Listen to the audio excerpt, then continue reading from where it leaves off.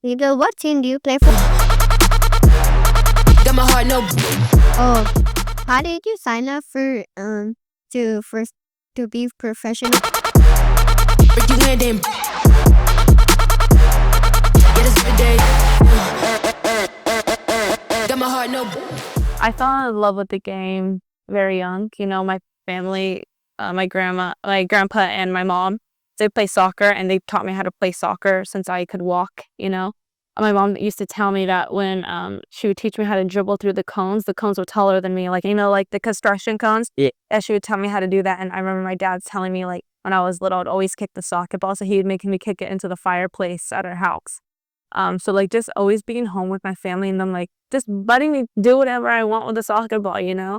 And then once they saw that I was talented, they put me on the team. I played ASO with some of my friends, and then we all played club. I played club very young. I started club at like 5 years old, honestly. Playing club and, learning from really experienced coaches. Like my first coaches were always like, I just remember they were so smart. Like they taught me how to play, my parents taught me how to like kick the ball and stuff, but they taught me the rules and things like that. And I remember like just, learning, it's easy for me to learn. So yeah, learning the game at such a young age. And yeah, things like that. My grandpa loves Mexico soccer. He's from Mexico. And so he would, we went to Chola Stadium or things like that. We went to LA Galaxy and things like that. My grandpa's never missed a soccer game. He'll drive, he'll watch, he would fly if he could. But yeah, he'll drive hours to be at all my games, always supporting me. And he'll watch my games and he'll call me. He's like, hey, that wasn't outside, or that was outside. Like, and you saw that, we're always relating the things. Cause growing up, he helped me a lot. He always sat in the middle. I played like the 9, the forward. He always sat on the middle line, the half field line, for the chair, and he would yell out code names so I would know what he's saying, because he would be like, he wouldn't want to say like, hey, you're offsides when the ref is standing right there. That was his whole thing. He's like, I don't want to say you're offsides if the ref is next to you. So he would say, hey, the butterfly, like watch the butterfly. He would yell it. And so I'd be like walking on the field and I would hear him go, sky, butterfly. And I'd look and I'm like, oh, I am offsides, So I'd step on sides, and like just like little things like that, just having that like little relationship. It's so funny because I tell this story all the time. And I even like my friends that I played growing up with, their parents would use it too, They're like, Sky, you saying butterfly, or like, they don't want to say you're offsides. And then he would take me to the school and he'd help me practice my key. He'd be like, he would like, even if it's dark outside, he'd be like, imagine there's a goal right here. He would get whatever was there, shoelace or shoes, soccer ball, whatever there was. And he would create like a little angle for me. He was like, you need to shoot it right here, practice shooting the corner. And so, yeah, doing that. And then, my mom, she's so sweet. My mom was always throwing me soccer parties and doing my hair and making sure I had the best cleats and, just like always feeling supported. And my mom will like do anything for me, if like the ref's calling something, my mom's there. But yeah, growing up, I've always played soccer, did some other sports. Right. And it didn't get that serious for me until I got to like middle school and high school, doing like choosing what I wanted to do with the sport, because I knew I wanted to go to college, and that was the thing, like when you want to commit to a college when we get to high school. And now I feel like girls are going pro, like in 14, 15, 16, 17 years old. There's so much to learn, especially I think going to college is so great, playing college soccer. So when I was like in middle school and high school, I was like already looking at college soccer. My mom took me to Cal State Fullerton games. She took me to some soccer games in LA, that women's soccer. They had like the pro teams, that they don't exist anymore, things like that. Well, the San Diego team, it wasn't Waves. I forgot what they used to be called. San Diego Stars or something like that. I don't remember. Yeah, just, my mom taking me to being inspired by like the older generation. And then I chose to commit to my college and like took it very seriously. And, even like growing up, my mom plays soccer. So, yeah, she plays. So, like, Maddie even plays. She's going to have to put on some boots today and play. No, yeah, I've always told her, like, we got to play. She played soccer. So, when I was like 9 or 10, I played in her women's league, like her Sunday league, women's league. She was just come play. So, I'd be out there 10 years old. And she'd be like 2 playing center mid. I play Puerto. She was just picking me the ball. She would just ping me balls. And I'd run down there. She put me in like women's indoor. And she's like, you need to toughen up. Like, these women are going to throw you against the wall. So I need you to like figure out how you're going to get out of it. And so she would make me learn how to play indoor and play against older women and, use my body, Yeah, she made me feel comfortable in an uncomfortable environment all the time. Okay, so I grew up in Costa Mesa, grew up in Newport Beach, went to Newport Harbor High School, and I played slammers. And it was so weird because my age is I'm born in the summer, so sometimes I'm older than my like group, my whatever year I was, or sometimes I'm like the younger one. But most of the time I was like one of the older ones. And so growing up playing slammers, I had like all my friends, my neighbors, and we all played together. And then once we got older, I was a little bit older, so I went to middle school and they were on like the younger team. And then when we all got to high school, we all had our 4 years together. So kind of like my childhood like group that I played soccer with, my childhood team. Uh, we all got to play high school soccer together again in Newport. So like growing up, just all of us like playing soccer the whole time, not being on the same team for like a period of time and then going back on the same team. We like balled. Like it was just like a chemistry, like a loving chemistry that we had since we were like young girls, and now we're like teenagers and we're all gonna go to college, and we also have like the love for each other in the sport because it started off when we were like 5 years old, literally. As a kid growing up from Newport Beach, that particular moment that inspired you, or a person that inspired you to say, you know what, I want to pursue soccer and I want to take this so seriously. Yeah. So I played soccer my whole life. My mom put me in other sports growing up, but I was not good at other sports growing up. I'm really good at soccer. And then when I was in high school, I actually did like cheerleading and stuff too. I had like a few secret talents of like cheerleading and baton twirling. I did a lot of that.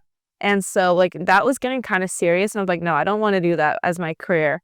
I'm going to play soccer as my career. So like in high school and then playing club during that same time, like soccer gets super serious, like what college you're going to go to and like what's high school. Some people choose high schools to go do like because of the soccer program, I went to my local high school, walked to school every day.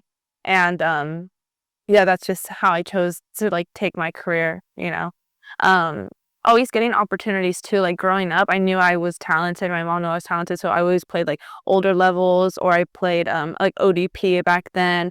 I did Mexican national team chants and stuff before I was Puerto Rican national team. So yeah, just always being in like a high level environment. Like I knew I was going to stay playing soccer. Some people enjoy listening to music, right? Do you have a music that particularly motivated you before you played, or? Yeah, I mean, I always have my headphones like on the bus to training, on the bus to the games and stuff, and then in the locker room we have blasting music. Yeah, music definitely plays a big factor. Sometimes it's hard to stay quiet, like to be quiet, especially like sitting in the bus. Like, what am I supposed to be doing? We're about to go to a game. So like music definitely amps me up. Even just like workouts, always have to have music playing. I do like reggaeton a lot. I do like modern rap and stuff like that. I do like R&B. Like my favorite artist right now is like SZA and like Kyla and like Thames, like for my like chill vibes and stuff like that. But then like reggaeton, I like Bad Bunny, I like Young Nico, I like Raul. Just Kyle G, Becky G. Those people are pretty good. And then rappers like all the basic ones like Future, Scott, Kendrick, Is it the beats for you, or is it just more like the lyrics? Oh yeah, it could be. I don't know what they're saying. Women's soccer has actually grown tremendously, and in recent years. What does it mean for you to be part of that growth, especially being a player that you play for your national game in Puerto Rico? Yeah. It's a huge honor. It's a huge honor, especially when I came into the national team. We were just kind of starting up, and I was called in like late to the build up, maybe like a year later. But being on the national team and able to do what I've done, just from my national team in general is great, But then like obviously women in sports being able to like show like this is what we're capable of doing and like being an inspiration for other women in sports, and especially for other small countries too. It's an honor and it's a blessing, The growth has grown a lot recently, and I think it's important for us to like, keep our values of just like, always being competitive, always being positive, and like always working hard. And because there's always a little bit of doubt once in a while, about women's sports and especially women's soccer. But like we've always proven them wrong, always. Even though it's taken us time, we've always proven people wrong. So I love to see that, especially seeing young girls going pro and like their inspiration with maybe people like Alex Morgan, where my inspirations like people like Mia Hamm or like Marta. But now all the cultures is all, you know, It's spreading. it's Is spreading, it's yeah. involving. Mhm. It's great. Yeah, Yeah, I'm curious. Like, you're talking about the national team and how you got inspired. yeah. Putting on your national team jersey for the first time. Walk me through that experience. So, yeah, so my first time getting called to the national team, I remember I was with my friends and I was like, dude, I'm going to like national team camp. And I was like, what do I even bring? I'm obviously I know they're gonna provide me jerseys. And my friends were like, take everything that you've ever worn for soccer, take 5 different pairs of shorts, take 5 different pairs of jerseys. I'm like, okay, so I had white shorts, gray shorts, black shorts, Adidas shorts, Nike shorts. And I was like, I gotta make sure I have everything just in case I'm missing something. Obviously I get to the facility. So my first camp was in Chula Vista Training Center. And we had camp for maybe 5 days. We played against like a local WPSL team, and then we also played against the Cholas. And it was just so inspiring to see all these girls, like how friendly they were, and like my roommate at the time for that trip, she was also a first called one, but I was one of the younger ones being called for my first time too. And it was just so cool that they were just so welcoming and so nice. And they gave us a schedule and they're like, how do you feel? And I'm like, I'm kind of nervous. It's my first time. To like, no, like you're playing great, all these things. So I felt great putting on my national team jersey for the first time because immediately I felt like welcomed and loved and supported by my national teammates. Yeah. Yeah. Yeah. It was cool. The locker room, the trainers were so nice and friendly and like cracking jokes, and yeah, having lunch with their dinner with lunch and dinner for the first time with my team was great. Nothing to be afraid of. Yeah. It's very incredible. Like, Yeah. like you already stated, like, playing for your national team for the first time, going through those experiences, the options. What do you feel are some of the roles that you're gonna play in terms of inspire the next generation of soccer players in Puerto Rico? um I think like when we play against other countries and stuff like that, we always want to prove ourselves, right? And there's been times that we've gone into matches like, oh, these teams were in the World Cup, we're not in the World Cup. These teams have beat these teams. And so we go into those matches, it's like we have something to prove, because we know what we're capable of. So I think just going out there and like playing your heart out and like proving people is like super important. We've done it. And especially playing in like the Gold Cup, playing against our group stages. We had Colombia, Brazil, and Panama, and like proving ourselves in those games really, I know that inspired a lot, especially for our federation. Like we were seen and we were heard. Yeah. No, your presence was known. Our presence was known, and in other countries, our presence was known. They're like, dude, Puerto Rico feels good. And I was like, telling you guys. Cruz Azul, play a national team, playing a grassroots level. What is the competition like? How is the environment? How do you take all that in, and how do you, put yourself together and able to play it again? Yeah, so I definitely think my experiences from club to college to national team to pro have taught me almost something different at every different club and team and level that I've played at. Like I played at Long Beach State. I definitely learned how to be very professional in a locker room, how to be a freshman with super seniors that are the captains that play 90 minutes. Like they don't want a freshman to come in and take playing time. So they're like, the competition level just at practice, and to like see how they're there 45 minutes earlier than the time that we have to be there. It's like you learn a lot from someone older. And so when I went to Cal State LA, I took what I learned at Long Beach State to Cal State LA. I'm like, this is my new school. I'm going to prove myself here. I'm now older. I now have a little bit more experience. And yeah, I did. I went to Cal State LA. We won our conference. We went to NCAA tournaments. We did great. I played multiple games, scored multiple goals, multiple assists, And from there, I learned like, my confidence level a lot, coming from the school I didn't play much at, but I still learned how to be a great teammate off the field and a great person, and a great athlete on and off the field. And then when I go to Cal State LA, I learned how to be physically amazing and how to take care of my body. And now I have the mentality to be a professional and to be playing at the same time. I get called for my national team while I'm at Cal State LA, and I was nervous, but I remember playing like so many different positions because I'm a forward, but the national team is going to play me at right wing. I'm a 9. I play right wing sometimes, So then I told my college coach that he's like, we're going to train you and everything, just, we want you to be ready.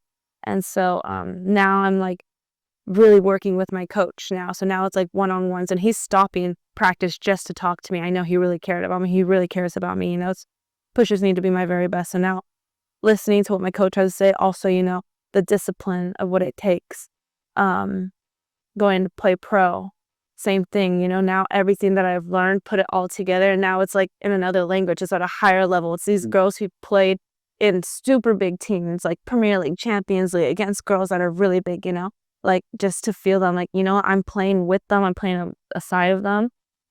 We have most of the same experience, they we have obviously different experiences, but we're at the same level for a reason. But I know I'm here to be here for a reason. So like taking all that in, it's a lot of pressure, and it's a lot of discipline, a lot of always being on my conscience of what I'm doing and how to be aware of everyone around me, my coaches, listening, like all the time. It's a lot of work. It's not easy, but it's also part of the game. And I really think that sometimes we don't notice like what it takes on our body and on our mental, but yeah, it's still like we love it. So we're not going to just stop, we got to keep going. And I think like we always, especially me, I think I'm always like trying to push myself to be better, even though I'm already great. Everyone always helps me, tells me I'm great. I'm always gonna be like, no, I can do something better. I can do something better, and that's just how I think a lot, Yeah. Yeah. And I'm sure, like, given everything that you've gone through, you have to kind of like have some kind of mental preparation, Yeah. and prepare yourself along the way too. And I'm sure we're gonna talk about that too in as we progress. You did play for Cruz Azul, one of the historical club. I'm curious to hear like what is the most rewarding thing and the challenging thing that you had to experience playing for their women team. Yeah, so I mean, there was so many ups and downs on that team because we were such a good team, but we weren't winning some of the games, um, and it's we had long hours. I remember we had to be there at 5:45 in the morning. We would start, and so I would wake up an hour before that, and I would walk to the facility around the corner. Sometimes take an Uber, what taxi, what it is, but 5 in the morning, just walk around the corner.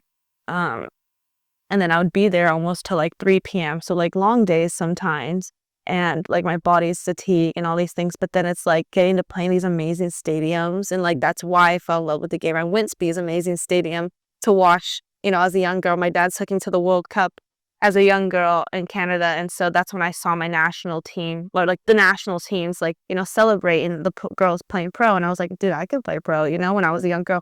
Now I'm here, and I was like, I've always dreamt of this, so now I get to put everything that I'd worked for into something that I love, being able to play at these amazing stadiums, being able to travel around the world, just really feeling my dream and seeing my dream come to life was like always a blessing, always great, but yeah, working every day, playing every day, it's hard, your body gets achy, is sometimes you don't figure things out. If we're trying to build off the back, even like coming down to technical terms, there's always going to be like something where like this team's doing this and do this. How are we going to defend this player? Yeah. Always like breaking down, thinking, being creative. Yeah.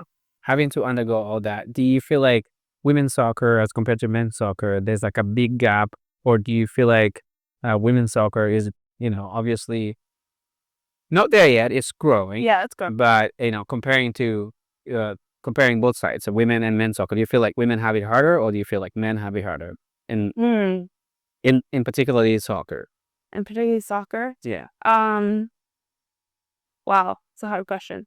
I think the sport in general is pretty hard, especially coming from teams that have like a historic team that have such a great record.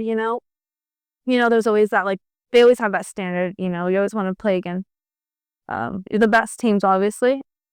So playing against teams that have, like, a great historic record, right? We're going to go into those teams, I think men and women, we're going to be super challenged, and I think that's super hard to break down on both sides, I think women might have it a little bit harder. There's so much more new teams coming out. Women get traded a lot right now. Younger girls are going pro too, and they're getting, girls from all around the world, that played with each other, played against each other for half their life, So I think it's really hard when it comes to women, just because I also know, like injuries are happen a little bit more on the women's side. I always see that more than men. So, taking care of ourselves, pushing ourselves, um, you know, just being challenged all the time, especially like being challenged on the field and being challenged off the field, being questioned all the time, it's a little bit harder, both physically and mentally. But, like I said earlier, we prove them wrong. We come out the best we can. And, yeah. Yeah, I mean, I'm sure it's super, super challenging given, the fact that you have to undergo through things like that. But the rewarding thing is now, as we can see, there's players getting traded left and right, which is a good sign. I mean, we have Naomi Guma that just recently got to Arsenal. They're also English. She's playing with Chelsea. Oh, Chelsea. Just go to Chelsea. And then we also have other players that are they scouted from the US to go play, In Europe. in Europe. Yeah. So, I mean, it talks a lot about how this is getting better. Do you see yourself in the picture of trying to move to Europe or getting scouted to Europe? Yeah. Yeah. So the process of being a pro is never easy. There's always so many people that you're competing against, so many clubs that, you're competing against. And I think one of the hardest things is to trust, obviously you're going to have agents calling you, teammates calling you, people who know people like, hey, come play in this league, come play at this team. I know a place where you could play.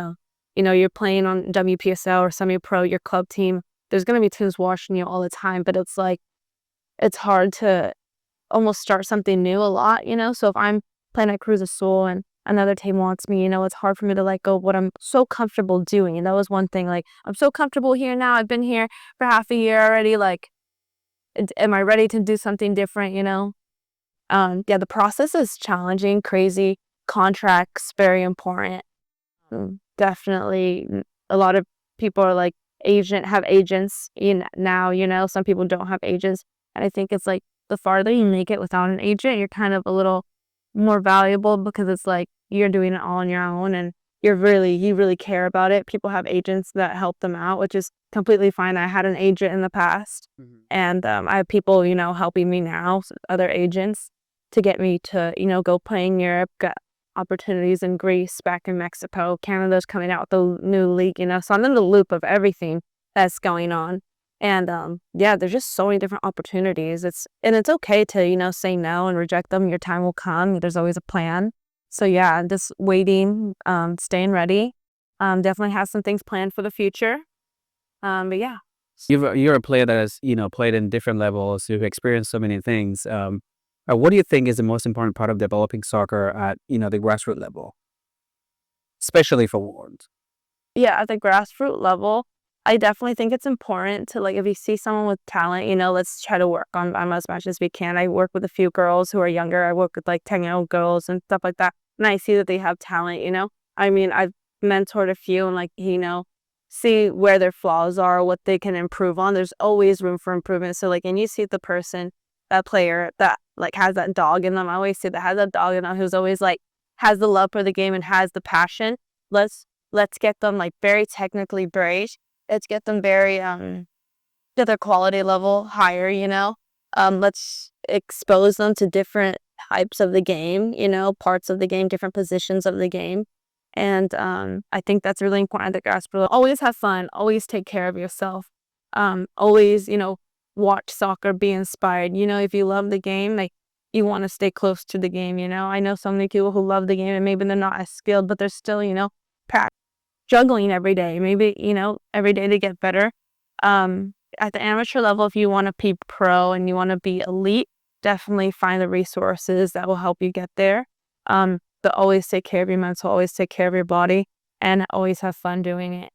Do you have game day rituals? Like, yeah. I try to get a good night's sleep all the time, Once I wake up, I'm probably going to shower. I'm already going to have a great breakfast, either like oatmeal, banana, maybe a slice of toast, nothing too big. Stretching in the morning. And then throughout the day, I'm probably listening to music, talking to my family.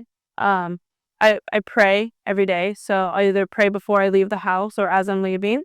And once I get to the game or to the locker room, I usually dress very comfortable. I have like super soft socks on and try to stay warm. I get to my locker room, I'll have like a gummy or two, whatever it is, a energy gummy, and listening to music, doing some stretching, and just like really staying focused until it's game time. Yeah. What would you want to tell these young athletes that are surrounding you and the young players that want to become a pro player like yourself? Yeah. I think it's really cool, first of all, to see all you guys just have the love for the game at such a young age and making all these friends and connections. It's very competitive. So, you want to have that competitive mindset all the time when you're practicing and when you're playing. We want to practice how we're going to play, staying very strong on and off the ball, and, just always trying to be better, the next day. Maybe one day you have a bad game or you have a bad practice or maybe you lost a game. That's completely normal in the sport, It happens to everyone. It happens all the time. But, there's so many other days that you can work to have improvement, So just remember that there's another day to be better. Don't always dread on, losing or bad games or bad practices. Just work and, you have your friends and your teammates to support you. And people like myself, I'm always going to support this younger generation. And yeah, just stay competitive, stay on your game, and just keep the love going. That's really it. Rico, what team do you play for? Right now, I've just put the Puerto Rican national team. Hey, also, how did you sign up for to be professional? To be professional? Yeah, it took a lot of hard work. So I started playing soccer maybe when I was way younger than you guys, and always playing in different environments to get scouted for teams. I'm sure you guys know what that's about. Some people are always going to come watch your games. And so just playing at your very best and making those connections with people who are professional, going to private trainings, doing extra work on the side. That's how you kind of get noticed to be a professional. Got my heart no bed. Break you land in.